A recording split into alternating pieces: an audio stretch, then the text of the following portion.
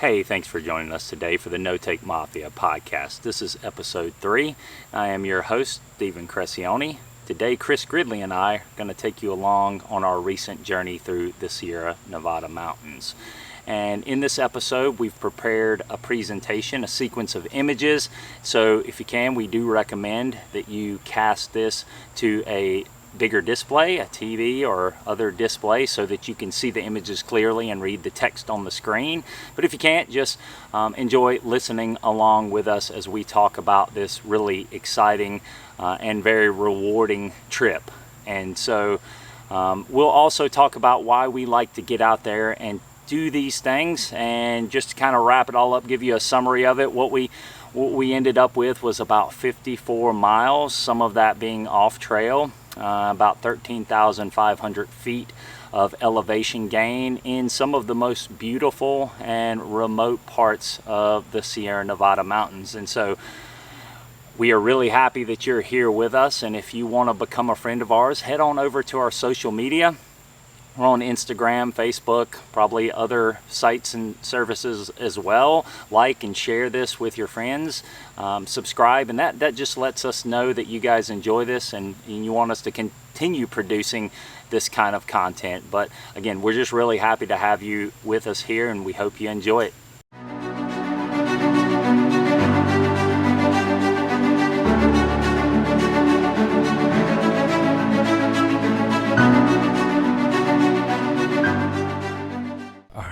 Well, hey Chris, howdy. How's it going? Hey man, it's going good. It's going good. Thanks for hanging out and taking the time with me to get this all set up. It was my pleasure. Nice to have you over, and yeah, for everyone watching, thanks for joining us. This is the No Take Mafia podcast. This is episode 3. This is going to be what we're calling like the big Sierra Nevada episode. What we're actually going to do, I think, because it is going to be so big, is we're probably going to break this up into 2 different podcast episodes, and then I think in between that you've got some stuff going on, so we'll probably get into that a little bit here in a minute. But yeah, so what we're going to talk about today, and what you're going to kind of go on this adventure with us. We've got just your old kind of standard PowerPoint presentation put together with some pictures, some highlights from the trip. What we're going to do is we're going to run down the trip, the actual, like, getting out there, how we kind of did all that, arranged that, travel, stuff like that, accommodations, getting to the trailhead, and then what we actually did on the trail, the map, the plans, stuff like that. And one thing I did a little bit differently this time was I wrote in a journal, which was pretty interesting. But anyway, man, how you doing, Chris? How's life been since you got back from the trip, man? You readjusted to? Yeah, readjusted to reality. No, it was awesome, and these things always are. And it's funny because you finish it up, and you are happy to kind of be, see people and all that. But then I'm after about 5 minutes, I'm ready to get back out there, resupply and go again. But no, back to reality. It's good. Actually, I had a good day today. I got to use my chainsaw. So, okay. So all it was awesome. Yeah, that's cool, man. Yeah, a lot of people in North Carolina, unfortunately, having to use some chainsaws. So, yes, they are. That's people are out there with some pretty difficult circumstances. Yeah, this is post Helene episode here, but yeah, I kind of had the same thing, and we're thoughts and obviously prayers and stuff and we're praying, my family, for them out there, and I wish we could do a little bit more. It's kind of tough with 3 kids. I know it's just an excuse, but we're not going to stay on that topic. But anything you can do to help, by the time you hear this, probably will still be some efforts underway that you could participate in, or and for a long time, I think, clean up. And there are going to be some major issues and structural rebuilding and things like that. I heard some of it's uninhabitable. But yeah, so on to the episode. Yeah, and so coming back, I also had kind of the whatever you call it, withdrawals, the post big backcountry trip blues, man. I actually put some bolts up over my on each side of my garage door. Had the hammock hanging up, dude. That took me back for a little bit. I was like, dude, and the kids came out, let me get in there, I want to swing in the hammock. I was like, oh my gosh, all right, it was much quieter out there. So yes, yeah, no, it was an awesome trip. I'm actually looking forward to going back through it with you, and I've looked at the pictures on my own, and but it's fun to go through it with someone, and kind of relive it from another person's perspective, and talk about, hey, we were doing this, and this was what I was thinking, what was going through my head, and obviously we ended up in some interesting situations. So.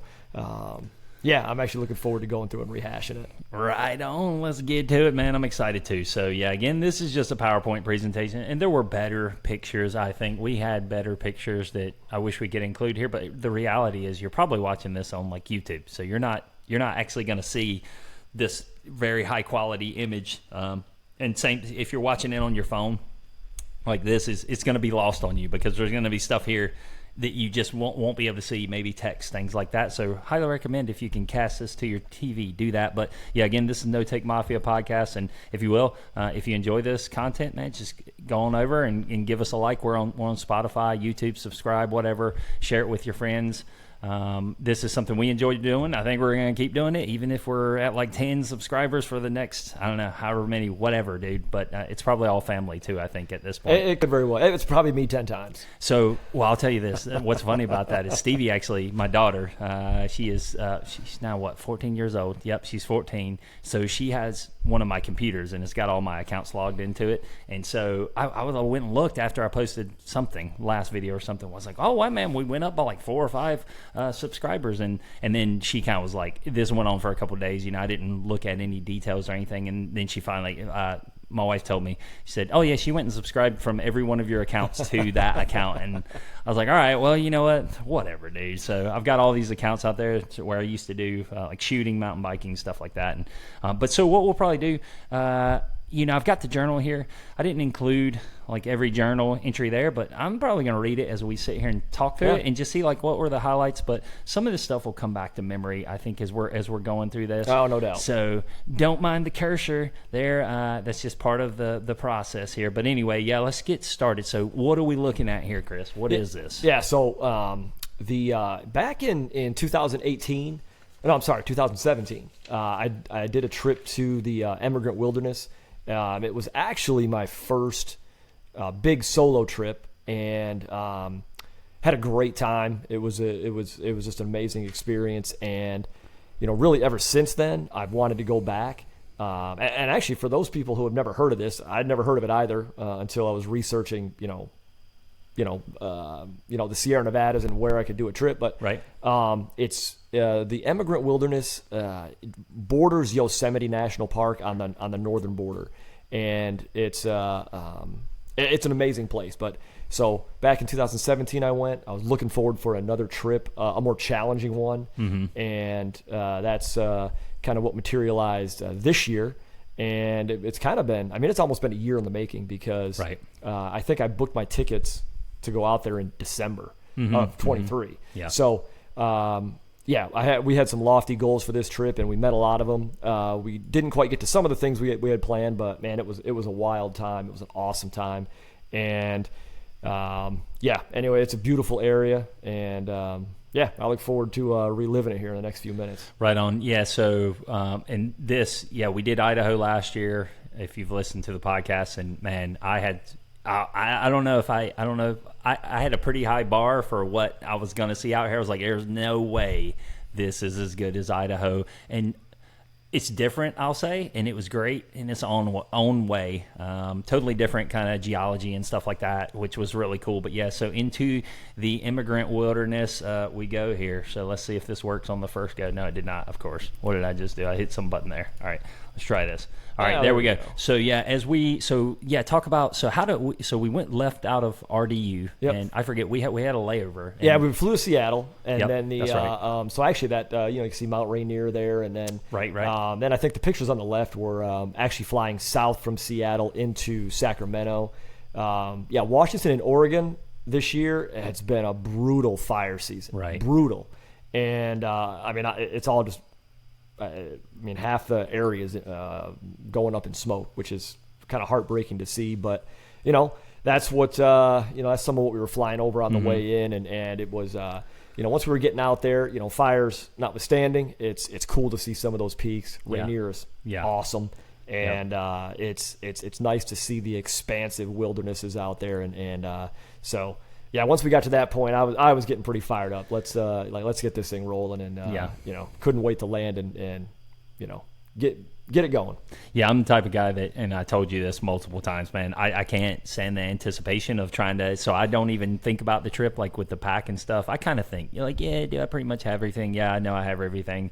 But, man, I was just like, dude, let's get on the trail, dude. But, yeah, in passing over here, David Goggins, if you're out there, we definitely were thinking of you. I was about to strap one on and just kick that door open and smoke jump right there, dude. So, it was it's unfortunate out there, but that was really cool to see Rainier in the background. And so this one, Subway. I threw this one in there. That's my face there, up close. Yeah, you can, your beard looks good, man. Thanks, man. I got something in my nose. Yeah, if you can see it that closely. That was a lot of flying that day. But so we flew all the way to California. I sent this to my wife because we always eat. If you know that, like the history of kind of what we do with climbing and stuff, we always eat at Subway on the way to Pilot. And so, yes, the Siler City Subway. I'll give you a plug. We hit there every Friday. Couldn't climb without it. Yeah, and you'll just have to forgive the noise there because apparently, isn't it a school night? No, it's not. That's right. Saturday. It's Saturday. Okay, it's 9 o'clock, and the four wheelers are still going out here. So I live in a country subdivision, but it's all right. We'll give the kids a break, man. We're happy they're out here doing something. Good, but so we flew all the way to California just to eat at Subway, and it wasn't as good as Siler City. So that plug, Siler City, you're on point there. So this was dinner the night before. This was dinner the night before. We drove out, went to left Sacramento, went to Twain Harte, and actually that's right. You see my dad there in the top right. Huge thanks to my parents who were essentially. Flew 2,500 miles to be a taxi service for Stephen and I. And we'll talk a little bit more about it in a minute. But, so thank you very much for that for them. And this was the pre-hike dinner, I guess. Mm-hmm. The Last Supper, if you will. Yeah, and so for anyone that's done these big backcountry trips, when you're going to these remote areas, man, the rental car can just be the biggest expense of the entire trip. And so, thanks, Mr. and Mrs. Gridley. I want to see some of those pictures you got. Miss Gridley, I know you got about 10,000 pictures in there, so I want to check those out, dude. We were all taking pictures, man. It was awesome. And then, so that pizza place was legit, and calzone there. But, we had a little pinball thing that was pretty disappointing, I'll have to say. Yeah, it's I love pinball, and, I sucked at it on that night. So it was that was depressing. I was worried I put a kibosh on the whole trip, but... Yeah, but I think your pinball skills, even though they were pretty terrible, mine were worse. And anyway, I guess. I did win. I didn't want to say that, but I won. That's okay, man. But you didn't. Your name's not like on this machine or anything, so you're not over here pinball wizard and stuff. But and I did throw in just the conditions down there. So the conditions, and it's funny. I wish I had put that one in there of the following week after we left, but conditions were perfect. It got a little cold at Immigrant Lake because wind. More or less for windy. Wind, But and that's why I love the Sierra Nevadas. Granted, weather is weather and it can change, but the consistency there is absolutely ridiculous. And especially you get into probably mid to late June and then through October. That's pretty much what it looks like. And anomalies happen, but man alive, it makes it easy to plan and execute a hike, or execute a big backcountry trip just because of the consistency. So and we didn't know really anything about like the bugs or anything, but it turned out I remember you maybe said, oh, there's a mosquito, and even the bugs that were there, they were like hanging out in their own groups. I'm not even concerned about what we were doing, which was pretty awesome. And then these were the accommodations for the night before the drive to the trailhead. So I think I kind of got out of sequence there because these were actually before we went out to dinner. But this is we stayed in the El Dorado Motel in good old Twain Harte. Twain Harte. Yep, where Mark Twain. Where we're still looking for. He died there, didn't he? I don't know, man. I don't. Or he was there for a while. Yeah, he was there. And then there was like, I don't know, we read the history on it. I wish I remembered it. I honestly do, but it was cool, and now I've forgotten. Wikipedia, whatever, go give it a read over there. There's some background on Twain Hart, but yeah, you'll have to hit that up. But yeah, there were plenty of vacancies there, and it was a legit place. You know what, they're doing some remodeling. You can't really tell that from the pictures, but it was pretty legit. The pool was shut down, but yeah, anyway, it got us through. You know, it was the last night in a bed for a few nights. So yes, for sure. But all right. And yeah, the final pack out, which was fun. I enjoyed this. It was getting very close to. Yeah, it's game time. Yeah, it's game time. And yeah, you actually came in. So on the screen here, you can see Chris. He weighed his pack. He came in at like 40. I came in at like 46, dude, because I had this freaking journal. I had a book. Had the hammock. Dude, had the hammock, which I am. You know what? It was totally worth it. I don't know if I'm going to continue to sleep in the hammock because I just had so many issues that last night. I was just like, dude, I ended up, we'll talk about it, I guess, in the later thing, but I ended up setting up my dang tent at like 11 o'clock at night because I just about fell out the hammock like 2 or 3 times. And I was stoked to get to 40. That was my goal, by the way, was to get to 40 pounds. Yeah. So with that, and that was fully loaded. That was even with water. So yeah, I was pretty fired up. 40 pounds, that was my goal. And for 6 days, shoot, that's pretty awesome. And I can actually, I'm going to trim weight off of that in the future because I brought too much food. But you ate my potato chips. You were like, I got to bring more stuff like this, and I was they were good. You're over here trying to cut food. I'm trying to bring more food, dude, honestly. But yeah, in there. Yeah. So one thing, where's your damn water filter? Because that was one thing that, you know what, I don't know where it is on there, but I'm gonna tell you what, did you throw that thing in the trash? I hope you the filter, it just needed a new filter. Okay, not the whole thing. It just the cartridge. It needed a new cartridge. So here's 2 guys going into the backcountry for 6 days. 6 days. I bought a brand new water system because my Sawyer filter was just really difficult to push water through. And Chris, he didn't buy a new filter for his that he's probably had for 5 years, I bet. And anyway, yeah. So what ended up happening was his was almost, it did not work. It would have been a real chore to get water through that for 6 days. It would have been slow going. Well, it's funny because I went to Washington earlier this year. I took that filter out and put in another filter that I had previously that still should have had some life in it, and it did not. So that's why you have a backup. So yeah, okay. I don't know what you did with that. Yeah, you can't. Yeah, no, I threw these filters. So, but yeah, all right, good. And you threw it away, and that's good. But yeah, my filter. Give a little plug to the Katadyn Be Free 3-liter. Man, that thing was a boss. Yeah, dude. Champ. I love that thing. Yeah, if you do have one though, and you're one of those people that has commented on that hey, it loses its flow after like 2 filters. Yeah, it does, but you have to shake it like vigorously, and it cleans the filter, and then boom, the flow is restored. So I love that thing.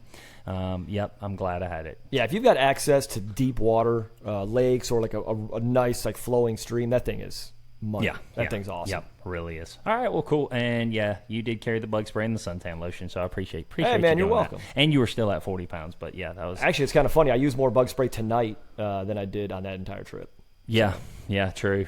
Yeah, dude, we had to. It took a minute. My face is still burning from all the bug spray. Steven's very sensitive. I'm sensitive. That's why I don't use it. It's toxic. You're a sensitive guy. I'm a sensitive guy. All right, but yeah, here's us and your dad, whatever he's doing over there. Ah, he's checking them out.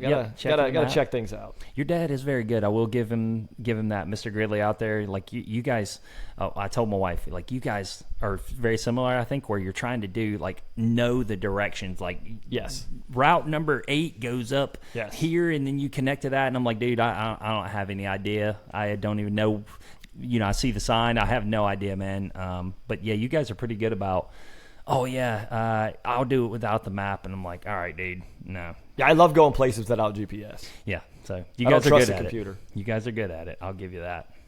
All right, so into the Stanislaus National Forest we go. So so what I did was I wore my Garmin watch the entire time, and I've got the track data from each day, and so what I've did is each slide I include kind of what we did for that day, and so the first day ended up being a bit of a hike. I'll say it was, it's not the worst I've ever had, but with a 46-pound pack, I was definitely trying to eat everything and drink everything I could as quickly as possible just to kind of get that down. It didn't help. It didn't help for 3 or 4 days, but yeah, we ended up with 14 miles. 5 hours, 37 minutes of hiking, and we did it at a pretty good pace, and we ended up with, if you can see it, I don't know if you can make it out in the video, but 3,800 feet of climbing, 3,400 feet of descent, and so we're at about 7,000 feet, and I think we ended up somewhere a little bit higher according to this map, around 8,000 somewhere at the end. Yeah, and the that's a great pace actually, but for me, I like to keep it at 5 hours of pack time at the most. I know I start getting over that, and I'll start wearing down. But no, that's a really cool little graphic of how the day, the general route of the day. I look forward to seeing some of the pictures of it. Yeah, and I totally agree. It gets to be, and I told you multiple times, just for me, it's just a grind, and you're just putting your head down, and it's not really enjoyable. But ended up, and I think that pace is probably faster than some of those miles I did on the Hellbender 100 there, which is sad because I had a 46-pound pack on, dude. But all right, carrying on. So we got to the trailhead. I don't know if it's called Bell Creek. So it's not. It's Crabtree Trailhead. Yeah. Referencing my journal here. Let's check the journal. Crabtree Trail to Pine Valley, and I thought I had put that in. Actually, you know what? It's on the next one. It's on the next slide. Oh, there we so go. Crabtree Trail to Pine Valley Meadow, and we did some off trail. Correct. I don't remember where we turned off, but we did some off trail. To Yellowhammer. Yes, we did, and actually, we started the off trail technically, and there was I guess sort of a path at times, but as the day went on, or that morning went on, we about 6 miles in, we turned south, and that's when we started to go off trail, and it was kind of interesting that. So I was here, again in 2017, creeks were flowing, streams were flowing, everything was flowing, right, and swiftly. It wasn't like a little trickle; it was going, and so the one thing, and I called the ranger the week before, and he said don't count on streams for water, and he was right, because there was no water where I had planned to have lunch, and which was kind of right in where that turn south is.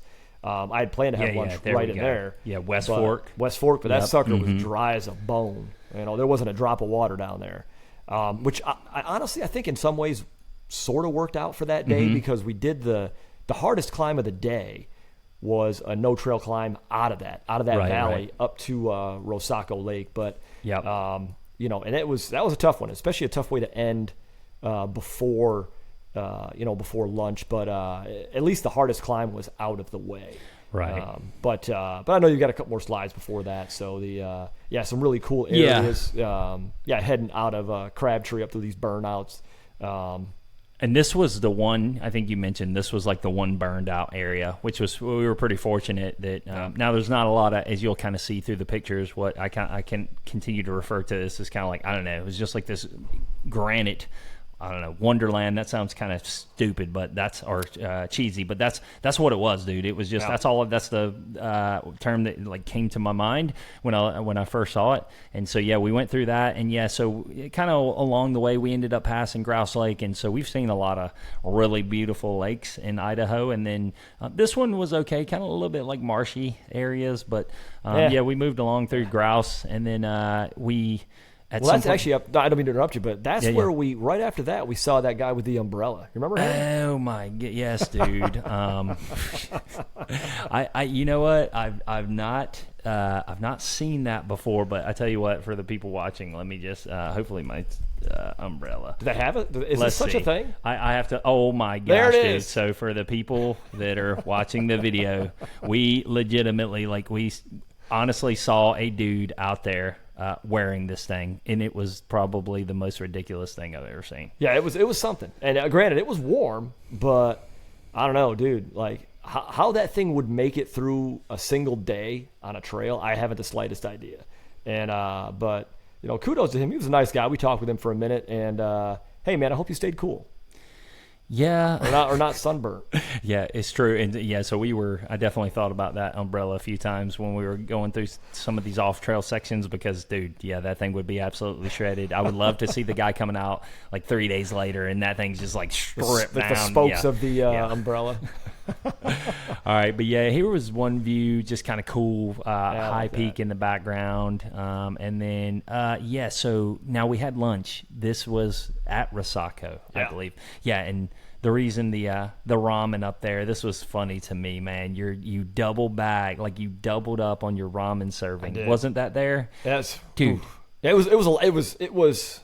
So my thought process was that I needed more calories. Or carbs, or I just needed more. Just calories. We worked hard, so let's double up on the ramen. Mm-hmm. Ill-advised. Mm-hmm. I almost keeled over and died because it was too much. But so yes, I was not near man enough to handle that and then carry on in the afternoon. That was a lot. That was a lot of food. That was a lot of ramen, and but it seemed like a good idea at the time. Yeah, no, understandable. But yeah, when I saw that bag, that was you don't think it'd be that much, but one doesn't look like that much. But just for some background here, what we normally do, and what I learned, I think Chris, what I learned from you is you did ramen, and then you'll throw some tuna in there, which I did start doing. Salmon's pretty good too, but and then I actually started doing this thing, what they call ramen bomb, like these like Appalachian Trail hikers, and they'll throw some instant mashed potatoes in. So I do that, but yeah. So anyway, I think quite a bit of ramen. I don't remember what you did with it. Maybe buried it. I can't remember. Honestly, I did bury just a little bit, but I had almost all of it. Okay. Probably explain why I felt sick after that. But. That's right. You did. You were like, I was struggling a little bit. There's so much sodium in it too. That's what's funny because you said, I think you mentioned, I'm like dehydrated or something, dude. If I eat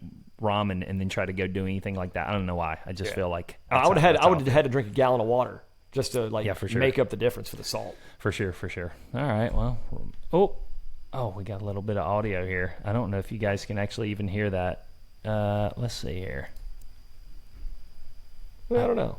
Actually, you know what? I put that in there, and now that I'm looking back on that, I think that maybe wasn't a good idea. That's all right. But yeah, so basically, you know what? There'll be some videos in here. We did limited testing on this. Yeah. But yeah, moving on. So kind of heading up into.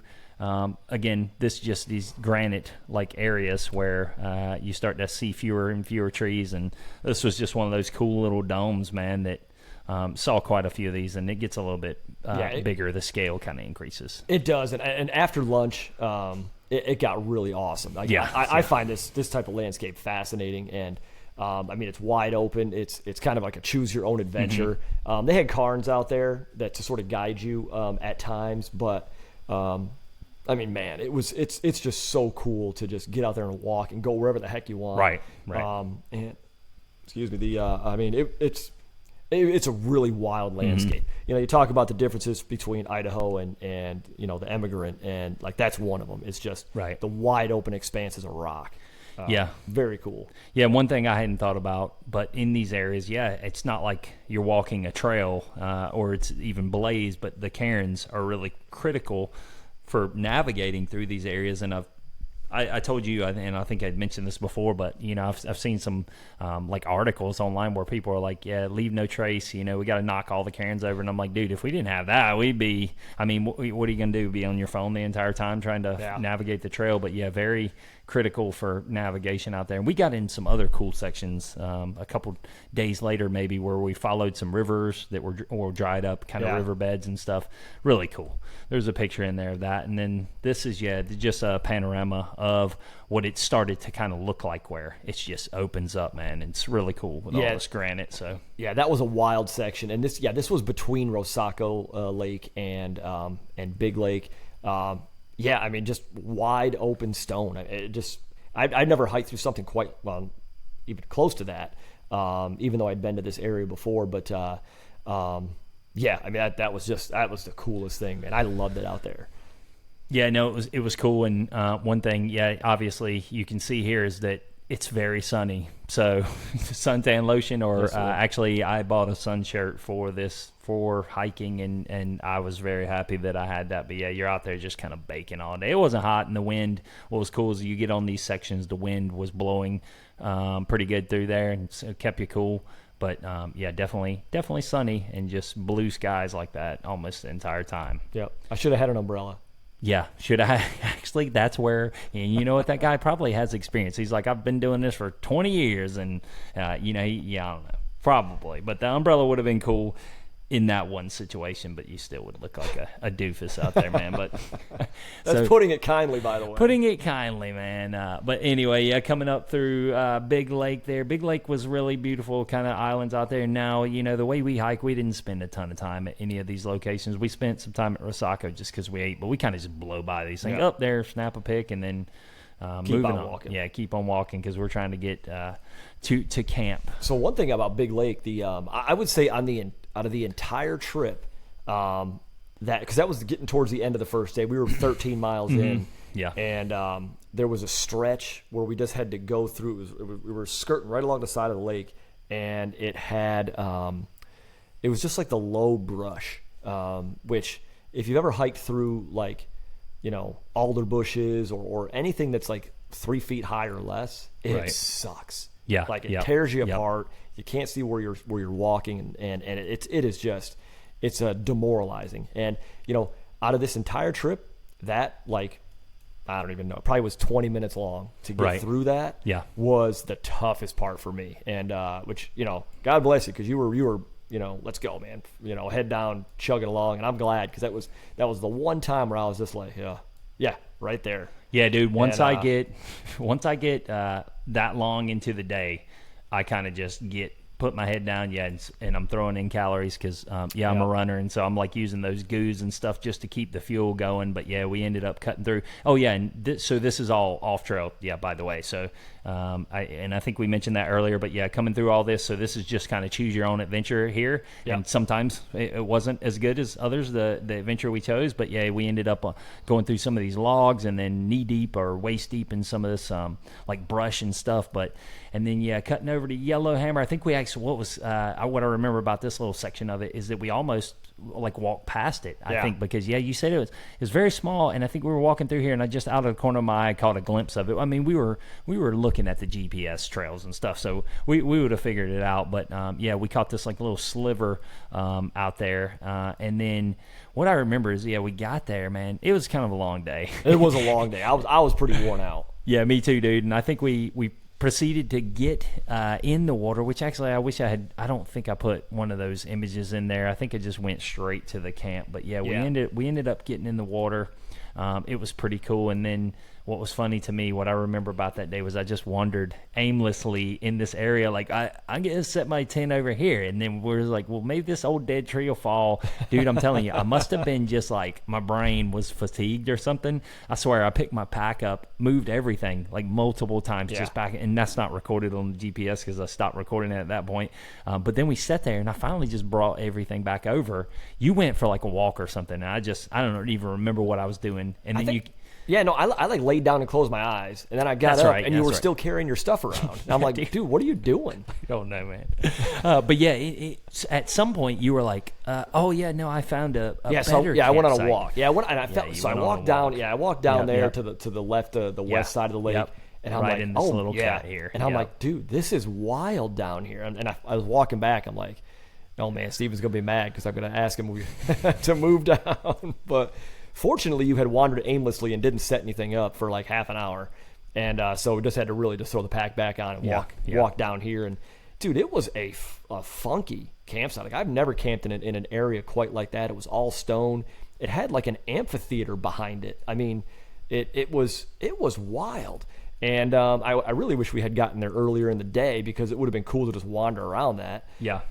But it was a really wild campsite. Big old stones there, and lots of places to sit down and just kind of hang out. I was actually going to throw up since it does seem to be working with.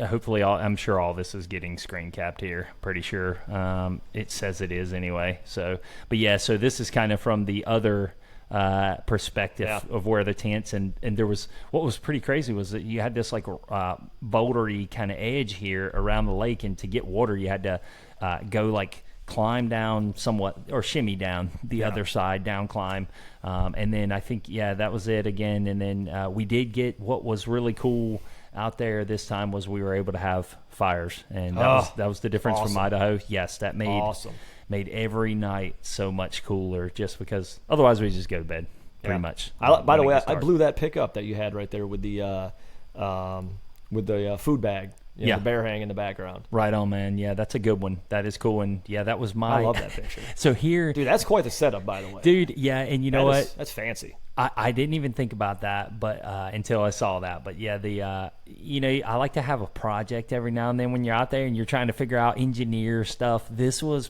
I spent like an hour rigging up a little sliding system for this bear bag, and I'm gonna tell you, dude, it was not that good. It was like way over engineered. I had freaking girth hitched a boulder with some other rope I brought, dude. It was too much. Yeah, it was something. And that was the one I think that, and we raised it. Yeah. But that was the one where, like, if the bear's arms were longer than like 6 inches, like it would have tapped that thing down pretty easy. Yeah. I think. Yeah, and we did the test every time. I pretty much would stand under, and that was the all right, I'm the bear, and and you know what? If I was really trying hard, I'm getting the bag for sure. Yeah. So, but yeah, that was cool. And then this is where we started playing around with trying to get. Look at that, man. That's trying to get the images of stars were awesome. Yeah, night sky was unreal.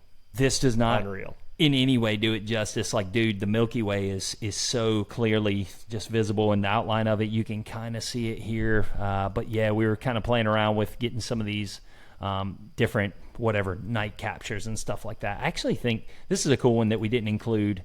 So you did a nice zoom in on that. This actually ends up being day 2 right there. So before we go into that, we'll just kind of wrap up day 1. Let me consult let's consult the journal and see if there was anything. Did we see any wildlife that day? Yeah. So I'm kind of embarrassed that I don't know where that picture went. I think it's on here. I think it's probably there it is. So that's really silly, a rendering or my interpretation of what a chipmunk looks like. But so the whole background on the journal thing was I kind of got inspired. I read Undaunted Courage about Lewis and Clark and their expedition, and they wrote. Many of the people on the expedition wrote in journals and drew pictures, and like, dude, if you go look at his pictures though, I mean, it's like, that's the animal. I can see all the details, and so. I'm an amateur. I hope to expand this in the future. It was fun to do though. But so one of the notes I have in here was pack was heavy, but legs felt good. Honestly, that was me just kind of saying, you know what, I'm a tough guy, because my legs actually felt. They didn't feel great, but they felt okay. But what ended up happening? You did a little bit of training before. I did like one hike with my pack, and I've been running anyway, so I felt like I'm good. But getting a 46-pound pack on your back is different than running, 10 miles or something like that. Yeah. But yeah. So anyway, what'd you name that animal? I'm just refresh my memory. I don't want to say it, dude. It's silly, dude. It's sitting right there, man. Yes. Nobody can see that though. But yes, it's Chipmunkamus minimus. That's I think you actually named it. I don't know about that. Well, I think we took yes, I think it was a group effort. I was going to name it after myself, but seeing as how it had probably been discovered by someone else or was known to science, I but this lake is off trail, and no one. Maybe this is the first time anyone's been there. That's true. And there was also, I thought about, man, I wish I knew some Latin right now, because I'd be doing something like close. with the Latin. But yeah, that's pretty close. That's a good picture, man. Yeah. So and I do have terrifying animal. It really is, dude. That thing's like probably 5 inches long, and as soon as actually in Idaho, if you set your food down, they would rip your bag apart instantly. But here, they just kind of they honestly cared less. It was it was fascinating. I think there's so much, the resources maybe out there. They're just everybody's happy. The bugs are happy. I think it's just California, man. People are just laid back. Maybe so, dude. Maybe so. So it's Chipmunkamus minimus. That's it. And I do have a note in here. After recovery time, Chris found a better site for camp. This worked out well, as I had wandered aimlessly at the first site, unable to find a suitable location for the tent. And so, and I remember when I first looked at it, I was like, oh yeah, it's like being on the friggin' moon, man. So no, it was a really cool, really good day 1. And then I knew, day 2 we had a pretty decent day coming up as well, because this was the one where we planned on doing some off trail stuff. Yeah. So and actually, just to put a bow into day one, those days are hard, but you knock out like 14 plus miles in a single day, especially the first day, and you're away from things. You're away from the one night hikers, and man, you can really get to some places if you can at least get one of those real tough days in. So even though it was a grind and I was struggling at the end of the day, and it took me a little while to recover, I'm glad we did it because it got us to the middle of nowhere. And we saw a couple people at lunch that day, but after that it was days before we saw the next person, and in large part because we just busted our butt and just got off the beaten path. Yeah, this is true, and I think we were kind of counting the hours, and I think we ended up with about 72 hours or so where we didn't see another person. At least. Yeah, at least. And so even when we did see other people, this wasn't like your dude hiking from the trailhead in Crocs with his kids. These were people that, like, we saw a Canadian dude. I do want to talk the trout guy out there. These were people that had been awesome. Some cowboys brought them in on horseback with mules and things like that. So it's not like we were seeing your average, again, person out there where, what do you need those trekking poles for? I'm out here in my Crocs, because you'll definitely hear that. But yeah, not out there. But yeah, anyway, day 2 ended up being about 10 and a half miles, 5 hours again. It did take us quite a while. The pace, you can see 30 minutes per mile. In the elevation, we ended up 3,300 feet of climbing, 3,200 descent, and we kind of went, back and forth between 7,000 and 8,000. And yeah, what I really enjoyed about day 2 was really just the first kind of section. And correct me if I'm wrong now. So I put this video in there. This is us going up off trail from Yellowhammer. Is that correct? This is the first thing in the morning. Getting from Yellowhammer to what we call Yellowhammer Pass. I don't know what the name of that is, but this was the first time where things got really legit. We had to basically that dead tree in the center of the screen up there. Yeah. That's perfect too. Yeah, that was our landmark, and somehow we had to get right there. And it was really cool because we traversed across basically the front of the cliff face, and then methodically kind of worked our way up from left to right, and it was awesome. And yeah, we got tore up a little bit on the way up, but boulder scrambles galore, and it was fun to sort of see something. It's like, all right, so that's where we got to get to. All right, I think if we, go left here, up this way, can mount that, boom, head back right. And I think there's a seam that we can get through over here. It was so much fun. And, man, that morning was a blast to get up to the top of that. Yeah, so it ended up being which I was really looking forward to, was some hand over hand kind of stuff, scrambling somewhat. Now we had these heavy packs on again, and so these are some pictures of this is above Yellowhammer when we were kind of making our way up. But yeah, we were working our way along and stuff like this where you're in brush, you're climbing over boulders and stuff. And I think this was ultimately kind of coming up to the top of it. Yeah, again, the video, and then there's the tree up close, which I think I put in there as well. But yeah, so this was I think this was the view down the other side.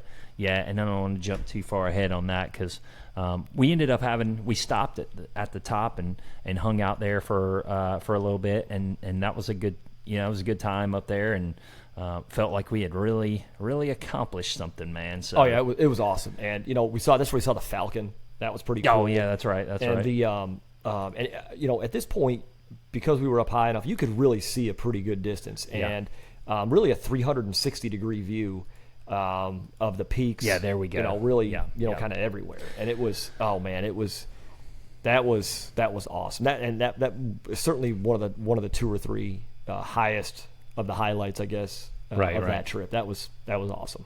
Yeah, so this is what you work for. You get up to the top and you just look around, and it's just huge, and seeing all the mountains, and it's really cool to get up to the top there. And but yeah, and then so coming down the other side, and that's where. All right, so we are back. We had some technical difficulties there. And I am getting everything back up here. So yeah, we're gonna try to get this rolling again.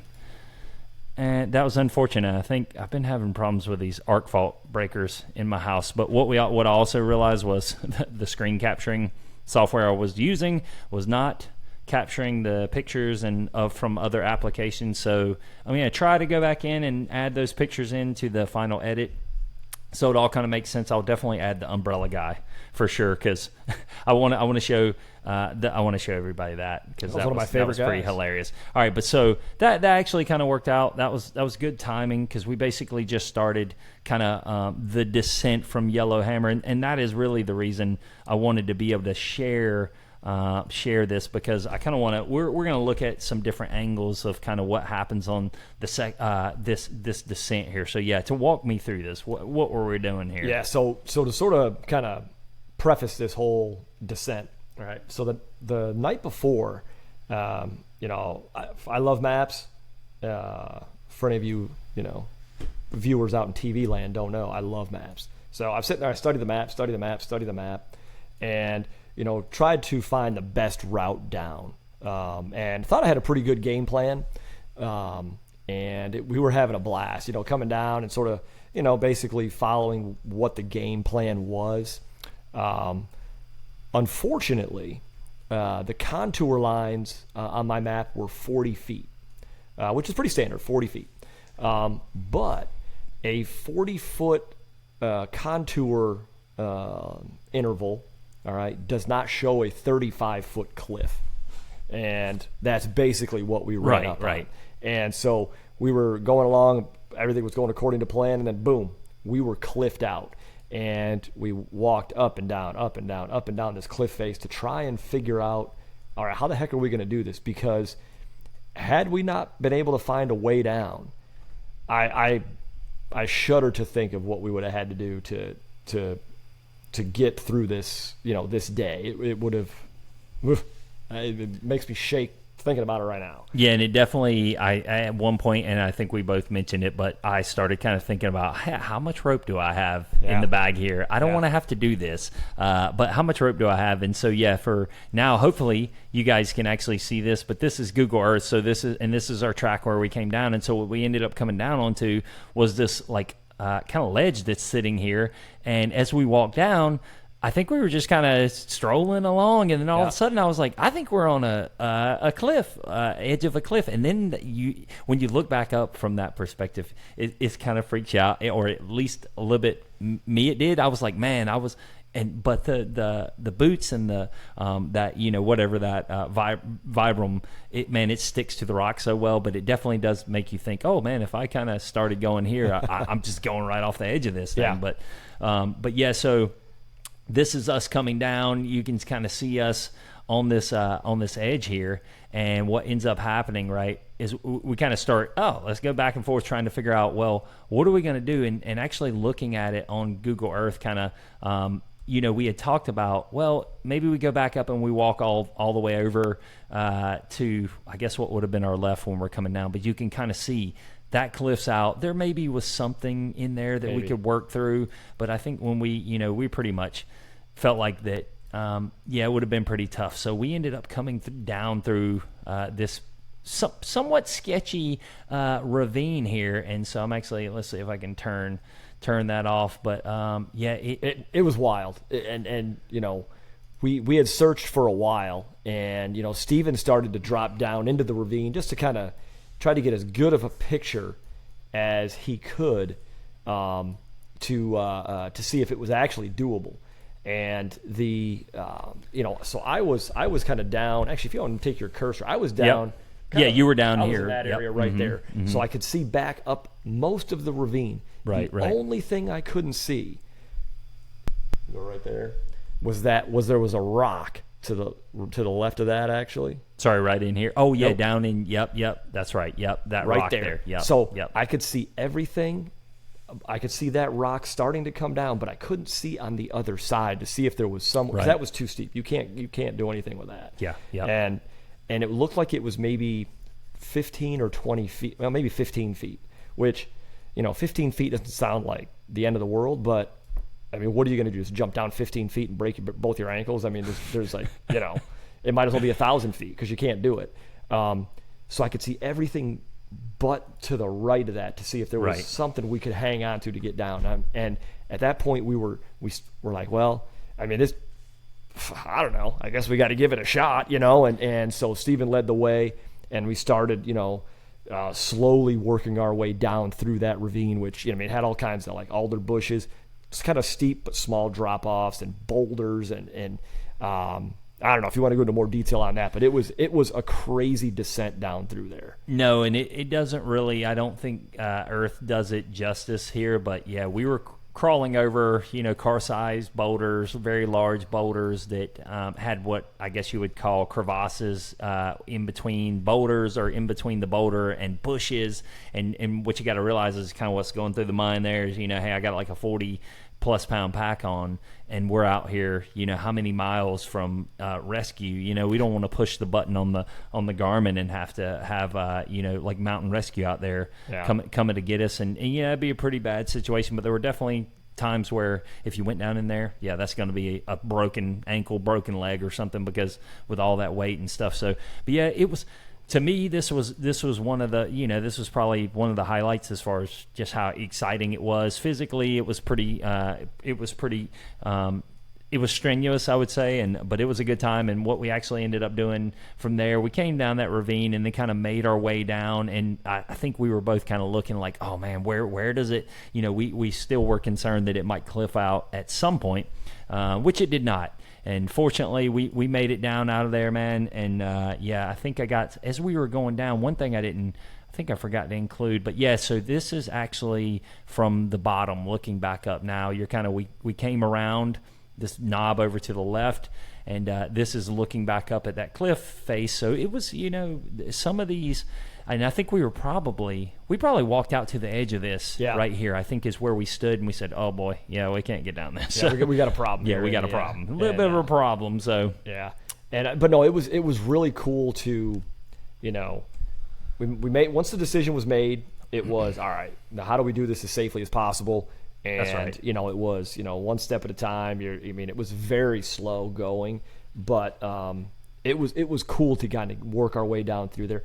How it didn't tear my tent up, I have no idea, because we're going through like just rocks, like he was saying, sticks were poking out. Like it was, our legs are all cut up. It was really, really cool. But it was definitely one of the highlights of the trip. It was unexpectedly difficult, I guess I would say, but it was cool. Once the decision was made, let's go. And that's what I really liked about it. And no sense in complaining about it now, because that's just where we're going. Yeah, for sure. And we kind of worked our way down. This was one of the more, I think, in my opinion, the more miserable sections. We kind of worked our way down through brush again and kind of lost. What we were doing here is we were looking for another established trail. We were going to make a connection between where we were and this established trail. And you can kind of see, like, we actually had lunch down here. I didn't include any pictures of that, but that was not a bad spot. But it felt good to have lunch. It was a heck of a morning. We as the crow flies, I think we went like 1.1 miles. Yeah. It was a lot of work there, dude. A lot of work. And this is actually I thought this was really cool, this Earth image of because what we came up to back to the PowerPoint is this knob, and this is where we really got into following those cairns going through with the dry riverbeds. This is actually a dry riverbed here, but yeah, this was a cool section of trail, to me, one of the cooler sections. And then after that, we ended up getting into so one of the things I kind of complained about the entire time was gators, and I don't know why, dude. I have multiple pairs of gators, and I was just like, no, I'm not gonna bring them. I never had a real problem with it, with like debris and stuff, but from the very first day, dude, these trails were like super dusty and little pebbles and stuff, and especially through this stuff, we started getting in like knee high, pretty much, like brush and stuff. And I'm telling you, dude, it's just like this, so much stuff was building up in the shoes, and I was getting pretty fed up with that. But yeah, it was overall this section of trail, I think the coolest thing we saw probably was the snow cabin. That was wild. Or the snow survey cabin. And you'll notice if you're looking at the image here that this thing, the door's actually on the second floor, and presumably, right, because the snow actually gets up to that height. So, but yeah, we'll kind of roll on here because I feel like this is stretching out quite a bit here, and what we may end up having to do, and I don't know if I think what are we at? We're at day 2, so we broke this up. We may be able to get through day 3. You want us to continue on? Yeah, I think we should get through the because that's a good that'll sum up our time at because this is Huckleberry Lake right here, which was yep awesome. Huckleberry Lake was so cool, and when I was out here a few years ago. I did not get to everything we saw. I didn't get to, but this was one of the lakes I saw on the map that was like, man, it's super remote. This is 20 plus miles from any trailhead, and oh man, I was like, I want to get out there, and it did not disappoint. It was awesome. So this was our first night. It felt great to get here. We made the decision at this point to call the next day a 0 day. So we were going to spend 2 nights here, and I needed it. I'll say that. And I was, it was some work, and I was really looking forward to sleeping in, not having to walk the next day. It was 2 awesome days back to back, no doubt. But I was struggling. I needed some R&R. Yeah, and so actually I have notes in here in the journal, and this was what I was thinking of. But yeah, so kind of along the way, after we got out of the off trail, got back on the established trail, I think that's when we kind of started talking about, we had some pretty big plans for some off trail stuff coming up, even probably more off trail, more difficult, more ambitious goals there. And that's where we kind of started talking about, you know what, we might have to modify this. And that's how this next day ended up being a 0 day, which again, man, which I think that made the trip in a lot of ways really cool, and then took a lot of the pressure off because, we originally had planned to do some multiple kind of summits with packs and stuff. I think that would have been the next day, and as we were walking along, man, it would have been pretty rough. But so we got to Huckleberry, which was awesome, and set the hammock up, dude. I was so glad to have the hammock. But that's where, you know what? Did you ever send your picture into Sun-Made Raisins to see about that sponsorship? I will. Man? See if you can get a case. I like raisins. Yeah, so we kind of joked about the Peak, refuel, and man, I need a sponsorship from them. But I was looking forward to the meal of biscuits and gravy, dude. That's one of my favorite meals, and I added too much water, and I was a little bit disappointed, I have to say. So, I never measure my water out, man. I know, which is crazy. I know. I know it bothers you. My brother, he can't handle that. That I don't measure the water exactly, but I feel like it works out fine every time. I don't know. I added like 2 ounces too much, and then it's like soup. It was not good, but all right. Whatever. But this was a really cool night, and just laying around in the hammock, hanging out, and then I think that pretty much gets us through. We had a restful afternoon there. They had like a sandy beach up there, man. That campsite was one of the cooler ones I've ever stayed at. It was awesome. Is that the one you put on YouTube, or was that was Immigrant? Was it? Which one was the one you put the loop video on YouTube? That was this one actually. So where the Sun-Made Raisins picture is. That's right. I sat. There's a group of rocks, or a little stack of rocks to the left of that, and I set my phone there, and then pointed it out at that kind of like that ridge line in the distance. And I mean, there were ducks there all the time, flying around, swimming around, quacking, having a good time. It was awesome. Awesome. Yeah, so if you go check out Chris's YouTube, he's got a loop of the sunrise or something, I think, out there. And dude, I'm telling you, that beach was super nice, hanging out there and having meals. But that wrapped up the second day. And then, we had kind of talked about, I think when I went out maybe into the water, it looked like might have been possible. I think we also began kind of talking about, I think we might be able to swim across this lake. Heck yeah, you swim across that lake. That turned into a really cool day 3. So day 3, this was, it's a 0 day. It's 3.5 miles. I still tracked it just to kind of be able to go back and look at the path and see what we did. So we ended up, what we had talked about the day before was that let's see if we can go across this lake and save ourselves, because we wanted to do some exploration. And did we hear the bear? We heard the bear before Yes. we went across, right? Yes, we did.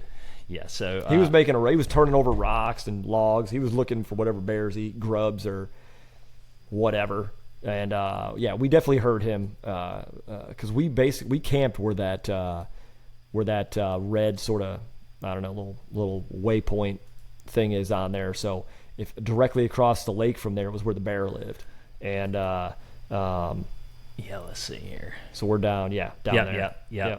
So we there was all kinds of bear activity over there. He was walking around again, tipping over rocks. There was tons of little caves over there. It was but when we were sort of do a little recon of that whole coastline, it looked really neat. They had a lot of like cliffs and there's me swimming across. Oh, jeez. Yeah, All right, well, now the audio is working with the video, so as you heard there, probably blew your damn speakers there. Sorry about that. But yeah. But no, it was really cool, and I couldn't wait to get over there and check it out. And I know you were fired up for that just because it was the coastline was just so cool looking. And again, they had a bunch of those cliffs. The only thing I wanted to do was swim over there, find a cliff, and jump off of it. That's all I wanted to do for the whole day. Yeah, which I didn't. Hopefully, this is not blowing your speakers there. Yeah, dude, I was.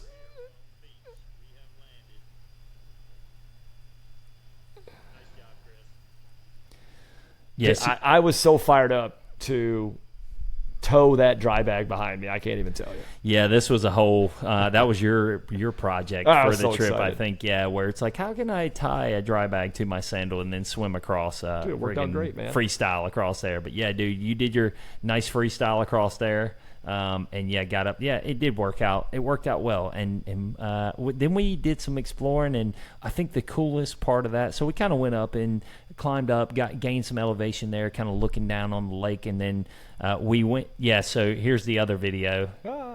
You did good on that, man. I was impressed. Yeah, I was impressed.